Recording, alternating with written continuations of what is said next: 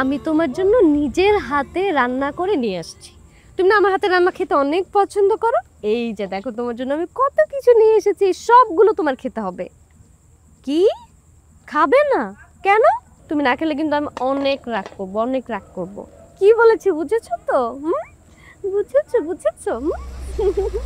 সবগুলো কিন্তু খেতে হবে। কি খাবা না? চলো, ওষুধ খেতে হবে, চলো। তুমি কিন্তু কালকে ওষুধ খাও নাই। কেন? আমি আমি কেন ওষুধ খাবো? আমি কি পাগল নাকি? তুই একটা পাগল, তুই বাসায় গিয়ে ওষুধ খা, বোকা মেয়ে কোথাকার। দেখছো কি বলে, দেখছো কি বলে নওরিন। ও তুমি নওরিনের জন্য খাবা না? তুমি দেখো দেখো, ওই যে দেখো কে আসছে, উনি কি মনে করবে? উনি কে? উনি এখানে কেন আসতেছে? শফিক তোমাকে নিয়ে যেতে আসতেছে? চলো আমরা বাসায় গিয়ে খাবো।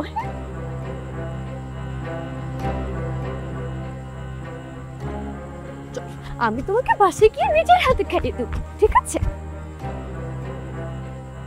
এখন আমার আপুকে দেখে কি হবে স্যার?